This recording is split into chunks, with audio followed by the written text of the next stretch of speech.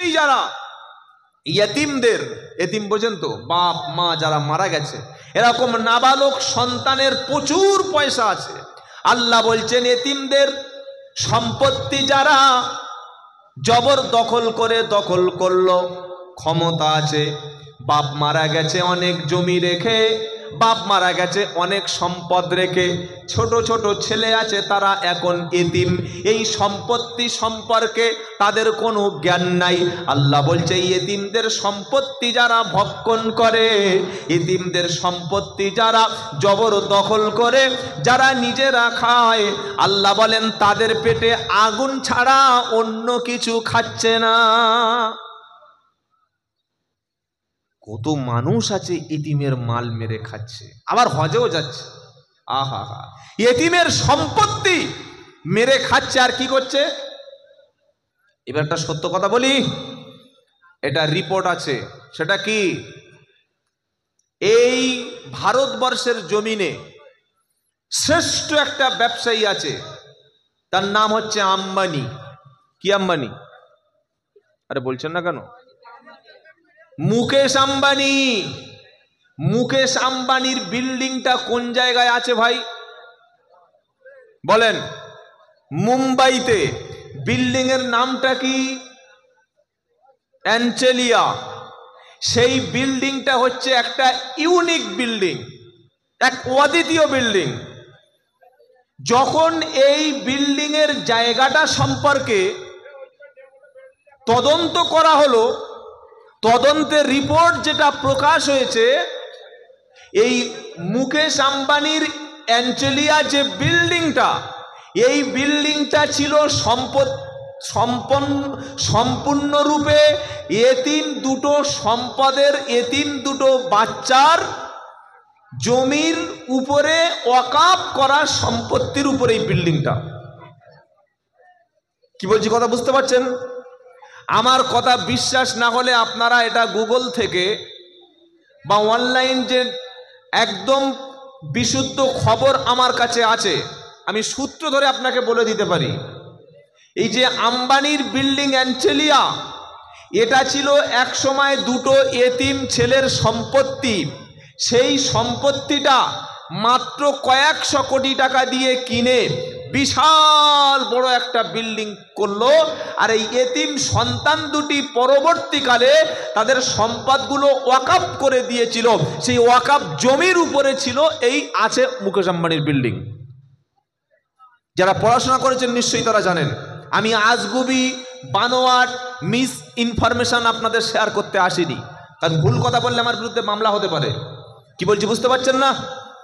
তাহলে চিন্তা করুন, মুকেশ আম্বানির বিল্ডিংটা এতিমের সম্পত্তির উপরে জবরদখল করে হলো। আমার তো মনে হয় এই প্রভুকে বাঁচাতে হয়তোবা ওয়াকাফ আইনটা এনেছে। কি বলছি কথা বুঝতে পারছেন না? এটা তো হতে পারে তারা তাদের প্রভুকে বাঁচাতে হয়তো ওয়াকাফ সম্পত্তির বিলটা বা এনেছে, এটাও হতে পারে। খুব ভাববেন। আল্লাহ কি বলছেন? ইন্নাল্লাযীনা ইয়াকুলুনা আমওয়ালাল ইয়াতামা যুলমান ইন্নামা ইয়াকুলুনা ফি বুতুনিহিম নারা ওয়া সায়াসলাউনা সাঈরা। নিশ্চয়ই যারা এতিমের সম্পদ, এতিমের জায়গা, এতিমের মাল জোর করে জবরদস্তি করে দখল করে, আর সেই মালগুলো যারা ভক্ষণ করে, তাদের পেটে তারা আগুন ছাড়া অন্য কিছু খাচ্ছে না। আপনার বাড়ির পাশে একটা এতিম বাচ্চা আছে, তার বাপ মারা গেছে, তার মা মারা গেছে, কয়েক লক্ষ কোটি টাকার সম্পত্তি আছে। আল্লাহ বলছে ওই সন্তান দুটো যতদিন ছোট আছে, ওদের যে জমি আছে, ওদের যে মাল আছে, তোমরা তাদের মালের কাছে যেও না।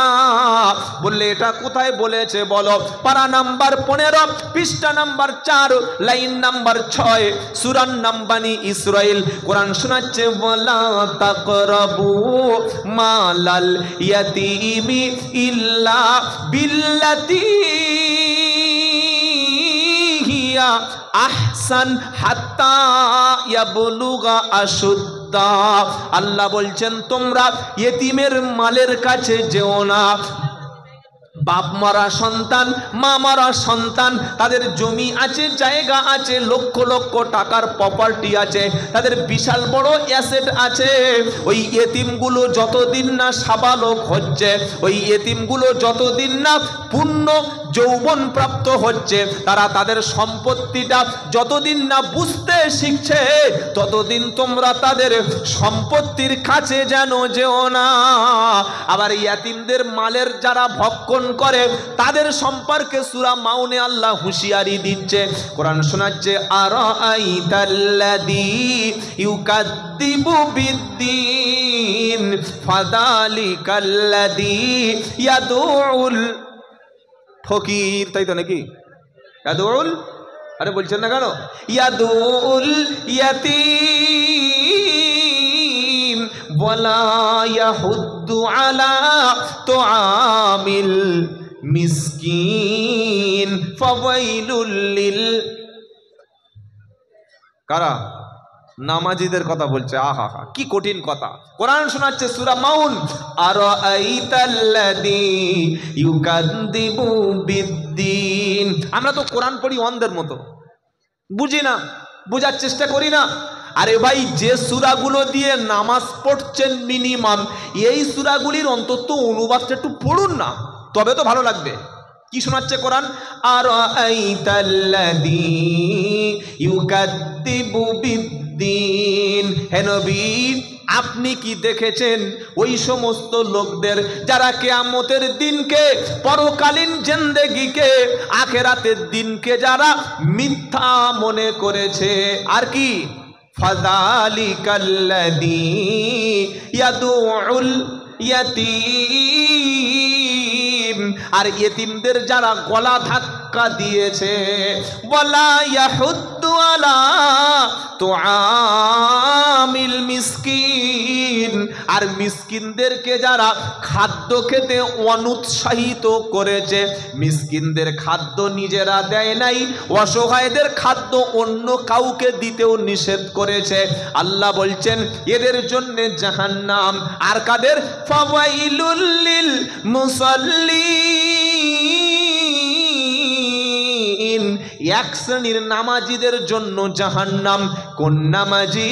আল্লাযীনা হুম আন সালাতিহিম সাহুন, যারা নিজেদের নামাজ সম্পর্কে গাফেল থাকে, শুধুমাত্র জুমাটা পড়ে, মাঝে মাঝে মনে হলে মাগরিব পড়ে, আবার মাঝে মাঝে আসর পড়ে, মাঝে মাঝে ইচ্ছা করলে যায়, আবার ইচ্ছা করলে নামাজটা ছেড়ে দেয়, নিজেদের নামাজ সম্পর্কে গাফেল, এদের জন্য জাহান্নাম। তারপরে কোরআন শোনাচ্ছে, আল্লাযীনা হুম ইউরাউন, যারা লোক দেখানো নামাজ পড়ে। লোক দেখানো নামাজ একটা বলবো, শ্বশুর বাড়ি এই ঘোষলা, তো এটা ঘোষলা, ঘোষলার একটা ছেলে বিয়ে করেছে সিঙ্গুরে, বা ধরুন জয়রামবাটি বা ডানকুনিতে, সব চেনেন তো আপনারা? হ্যাঁ, আমি চিনি আর আপনারা চেনেন না তাই বললে হয়? বা ধরুন শক্তিগড়ে বিয়ে করেছে, এখান থেকে 40-50 কিলোমিটার দূরে শ্বশুরের বাড়ি। এখন রাত 3টের সময় ফোন এসছে শ্বশুর বাড়ি থেকে যে তোমার শ্বশুর মারা গেছে। তখন জানাজা হবে, জানাজার নামাজ হবে আগামীকাল আসর নামাজের পরে। এইবার জামাই নিয়ত করেছে এই 3টের সময় আর যাব না, সকালবেলা বউটাকে বা স্ত্রীটাকে পাঠিয়ে দিয়েছে একটা গাড়ি রিজার্ভ করে, আর ছেলেকে বলেছে বাবা তোরা চলে যা, আমি ঠিক 2টোর দিকে দোকান টোকান বন্ধ করে, ব্যবসার কাজ আছে বন্ধ করে যাব। ফজরের নামাজটা পড়েনি, জোহরের নামাজটা মসজিদে যায়নি, গাড়ি চালিয়ে যাচ্ছিল শ্বশুর বাড়িতে, আসরের নামাজ পড়া হয়নি। যোগ্য ইমাম আপনাদের বসে আছেন, জিজ্ঞাসা করুন, বা যারা আলেম আছে তাদেরকে জিজ্ঞাসা করবেন। আমি আব্দুল্লাহ জুবাইরের কথাটা ভুল হলে আপনি ছুঁড়ে ফেলে দেবেন। এই যে ফজরের ফরজ নামাজ ত্যাগ করলো, জোহরের ফরজ নামাজ পড়লো না, আসরের ফরজ নামাজ যে অস্বীকার করলো না, কিন্তু পড়লই না, ইচ্ছা করেই ছেড়ে দিল। এই ব্যক্তি যদি জানাজার নামাজ পড়ে তার জানাজাটা কি হতে পারে? এর জন্য উচিত ছিল আগে ফজর, আগে জোহর, আগে আসর, এই তিনটে নামাজ পড়ে তবে তার জন্য জানাজায় অ্যাটেন্ড হওয়া জরুরি ছিল।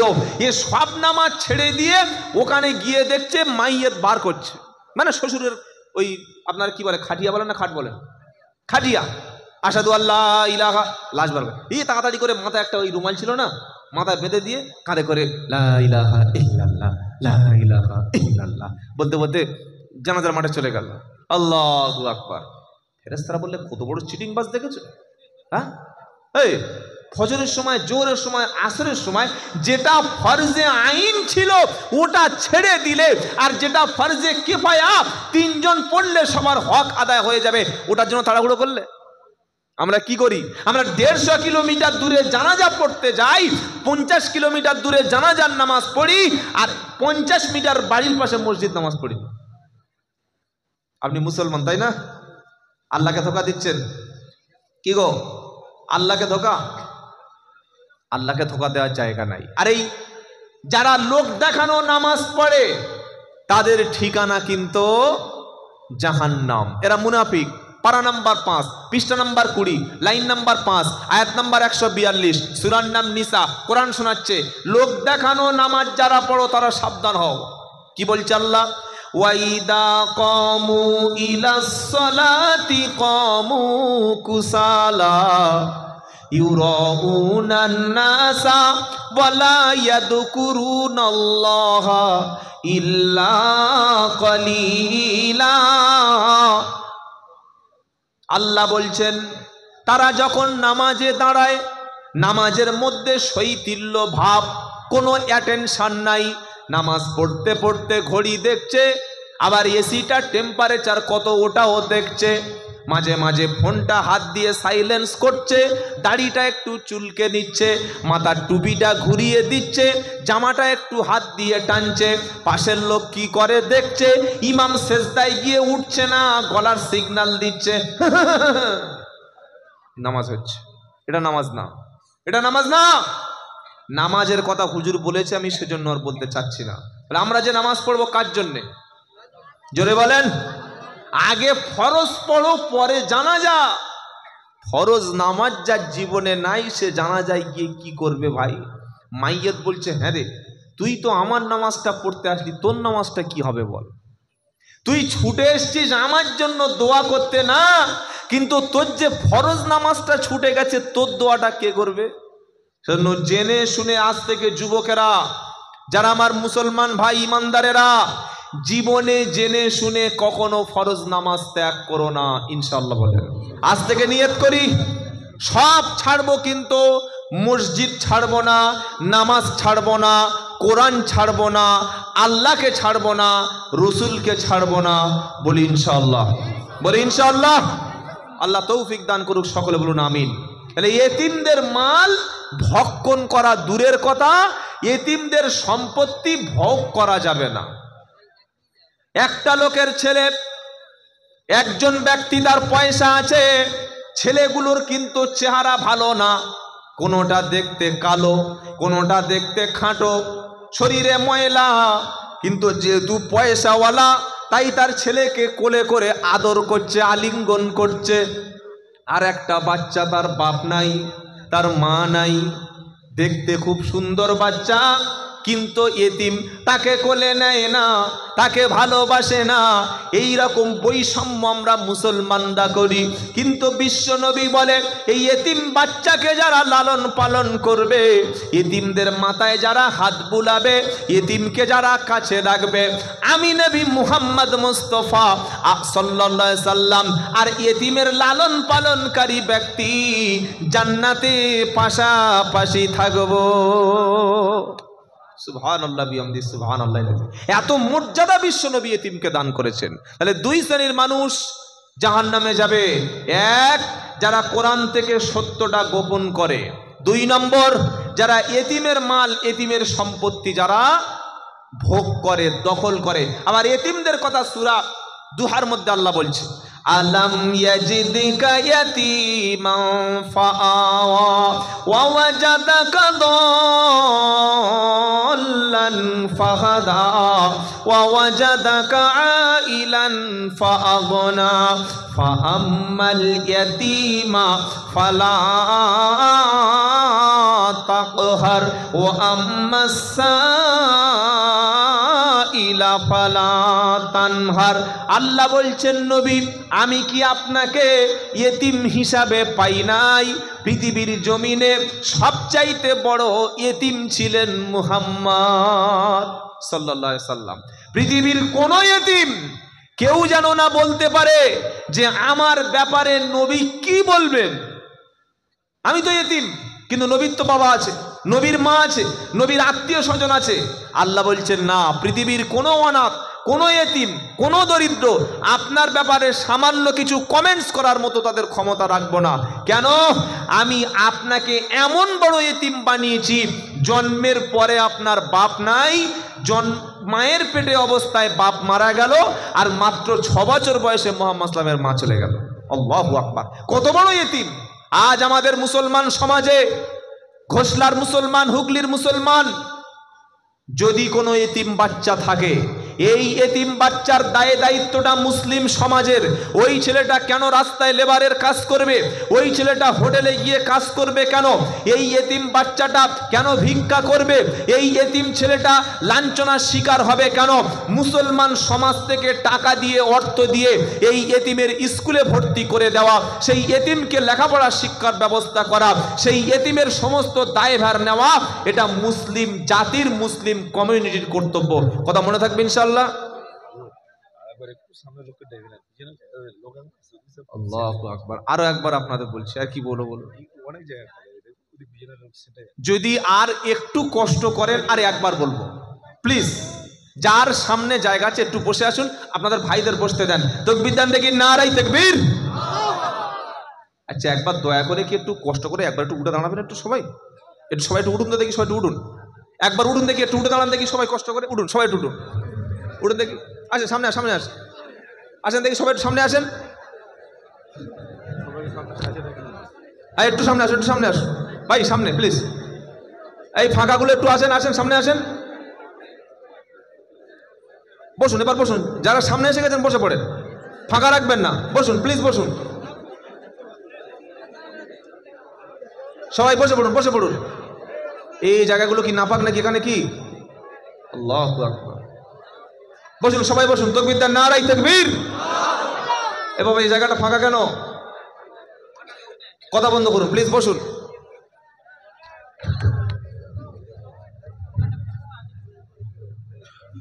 আর বলা সম্ভব নয়, জায়গা যা ছিল কভার, আর সম্ভব নয়, এবার দাঁড়িয়ে থাকতে হবে।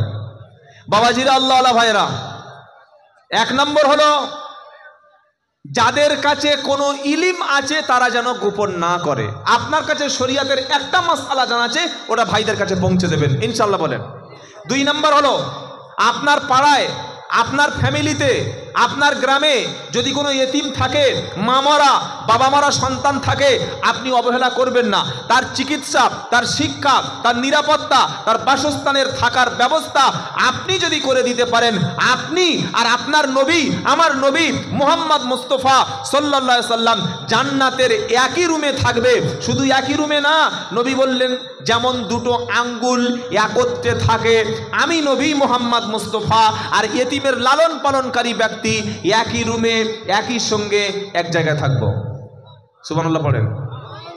আর 3 নম্বর, ওই ব্যক্তির সাথে আল্লাহ কিয়ামতের দিন কথা বলবেন না যারা কাপড়টা ইচ্ছা করে পায়ের গাঁটের নিচে ঝুলিয়ে পড়ে। মনে থাকবে?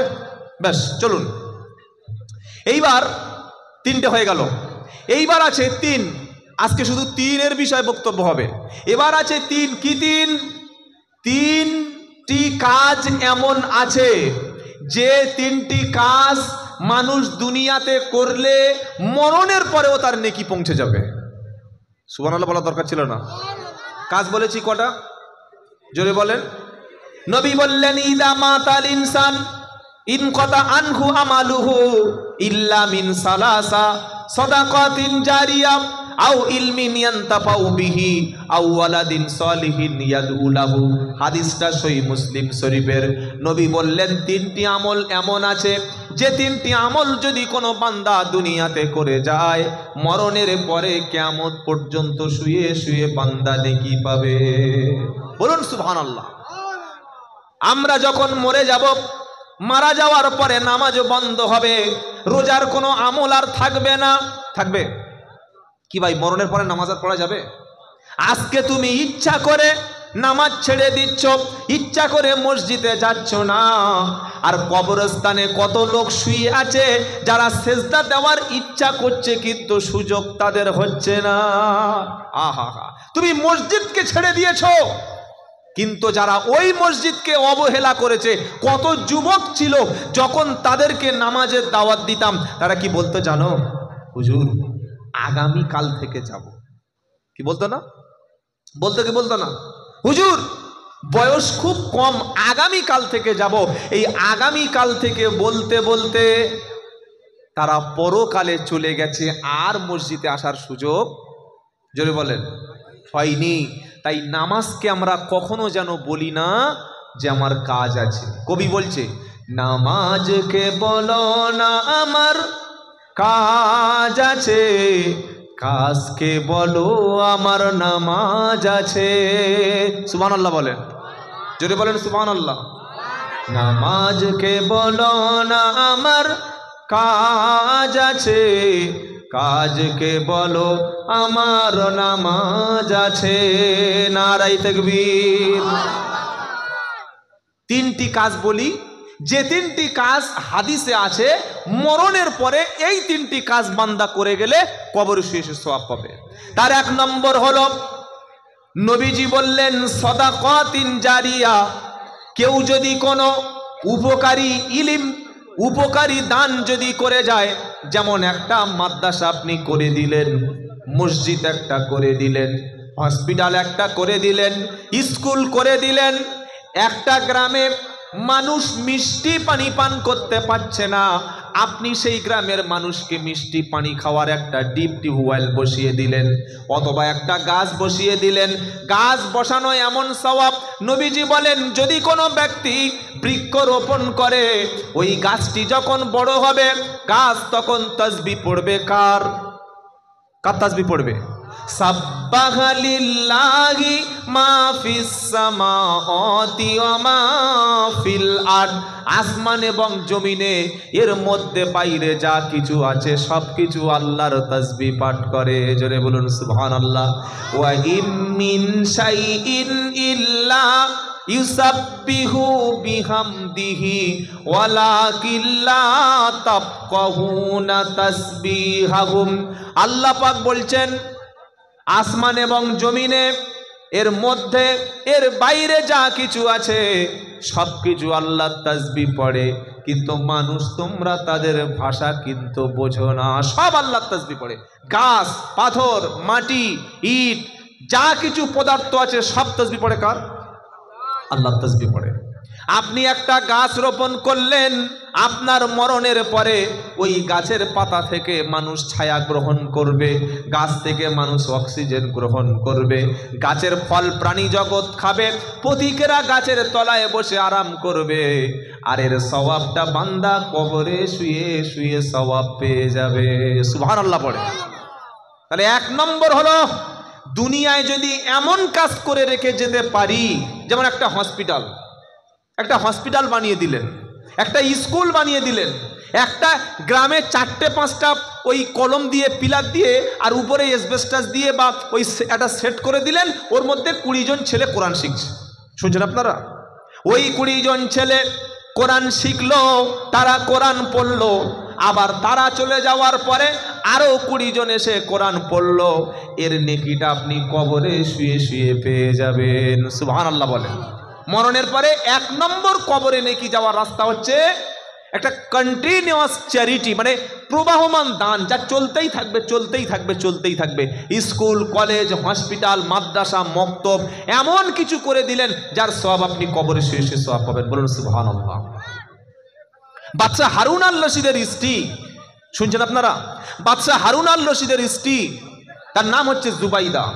যারা সৌদি আরবে গেছেন, নাহরে জুবাইদা বলে একটা খাল আছে, নাহরে জুবাইদা বলে একটা খাল আছে, একটা ক্যানেল আছে, একটা পানির বিশাল ড্রেন আছে, যেটার পরিধি প্রায় 20 থেকে 22 কিলোমিটার। সেই যুগে মিষ্টি পানি পাওয়া খুব ভেরি রেয়ার, খুব মানে দুষ্প্রাপ্য ছিল। কোন যুগে? যে যুগে মানুষ পানি তোলার জন্য কুয়ো ছাড়া পানি তোলার কোনো সিস্টেম ছিল না।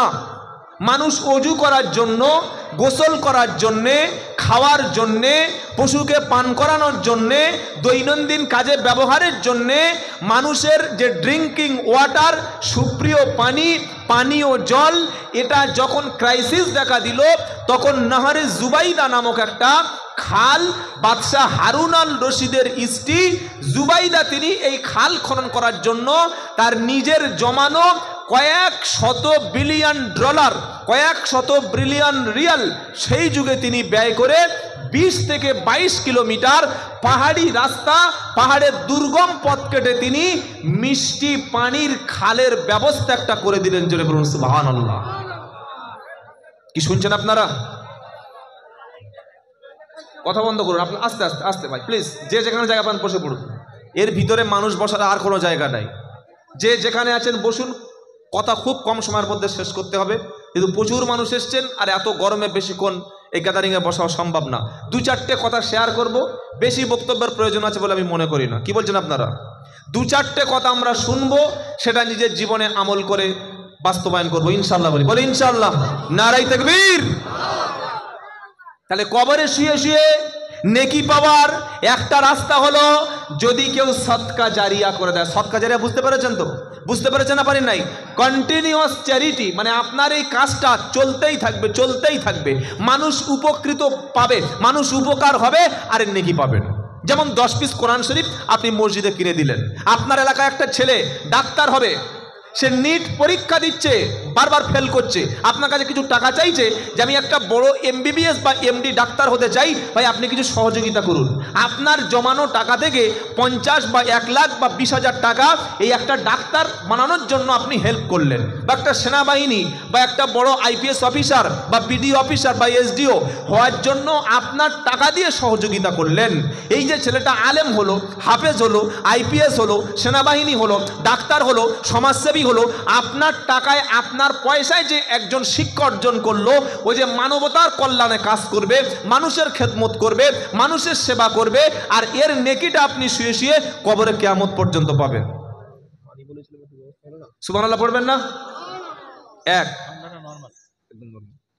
আর 2 নম্বর হলো, নবীজি বললেন 2 নম্বর হলো আর একটা নেকি কবরে শুয়ে শুয়ে পাওয়া যাবে, সেটার নাম হলো আও ইলমিন ইয়ান্তাফাউ বিহি, উপকারী ইলম। সুবহানাল্লাহ বলেন। উপকারী ইলম মানে কি বোঝায়?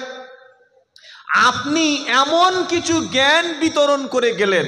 এই যে আমাদের ছেলেরা ফেসবুকে বিভিন্ন মেয়েদের ছবি শেয়ার করে, আছে না? আছে না নাই?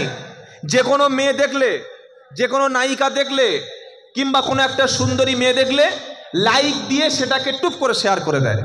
অথচ আপনি কি জানেন, আপনার শেয়ারের দ্বারায় এই নারী, এই উলঙ্গ নারীর ছবিটা যত মানুষ দেখবে, যত ছেলে দেখবে, যত ইমপ্রেস হবে, যত ভাইরাল হবে, যত মানুষের চোখটা নষ্ট হবে, প্রত্যেকটি গুনাহ কিন্তু আপনাকে নিতে হবে। আবার কিছু মুসলমান আছে বিয়ের পরে নিজের ছবি আর নিজের স্ত্রীর ছবি দুটোই শেয়ার করে দিয়েছে। নাউজুবিল্লাহ মিন যালিক, নাউজুবিল্লাহ। কত বড় দায়ুস, কত বড় অসভ্য। কেন না? আমার স্ত্রীটা খুব সুন্দর, ভেরি সুইটি, খুব লাভলি, তাই তো? এই জন্য আপনি গোটা ফ্রেন্ড সার্কেলে আপনি একদম সোশ্যাল মিডিয়া আপনার স্ত্রীটাকে ছবি দিয়েছেন, সবাই দেখছে, লাইক কমেন্টস করছে, শেয়ার করছে, আপনি মনে করছেন আপনি একজন বিশাল বড় ভাইরাল হয়ে যাচ্ছেন, কিন্তু না। আপনার স্ত্রী, আপনার মেয়ে, আপনার বোন এর ছবিটা, এই ছবিটা দেখে যত মানুষ ফিতনায় পড়বে, প্রত্যেকের পাপ কিন্তু আপনার আমলনামায় কি হবে? চলতেই থাকবে। সেজন্য নবী বললেন ইলমিন ইয়ান্তাফাউ বিহি, কবরে শুয়ে শুয়ে নেকি পাওয়ার 2 নম্বর রাস্তা হলো তুমি মানুষের জন্য উপকারী ইলম দিয়ে যাও, কিতাব লিখে যাও, কোরআনের কথা প্রচার করো। নবী বললেন বাল্লিগু আন্নি ওয়ালাও আয়া, একটা বাক্য যদি তোমার কাছে জানা থাকে সেটা তুমি শেয়ার করো। ফেসবুকের মধ্যে, ইউটিউবে, সোশ্যাল মিডিয়ায় একটা কলেমার দাওয়াত যদি তুমি পৌঁছে দাও, তোমার কলেমাটা শুনে যদি মানুষ পরিবর্তন হয়, এর নেকিটা তুমি কবরে শুয়ে শুয়ে পাবে। সুবহানাল্লাহ বলেন, বলেন সুবহানাল্লাহ, সুবহানাল্লাহ বিহামদি সুবহানাল্লাহ আযীম। তুমি মানুষকে কোরআন শিক্ষা দাও, তুমি মানুষকে দিন শিক্ষা দাও, তুমি নিজে নামাজ পড়ো আর একজনকে নামাজ পড়তে বলো। তুমি যেমন নিজে কোরআন জানো আর একজন ব্যক্তিকে কোরআনের দাওয়াতটা পৌঁছে দাও। তোমার কোরআনের দাওয়াতে, তোমার ভালো কথার দ্বারা একটা মানুষ যদি পরিবর্তন হয়, এর নেকিটা কবরে শুয়ে শুয়ে কিয়ামত পর্যন্ত পেয়ে যাবে। সুবহানাল্লাহ।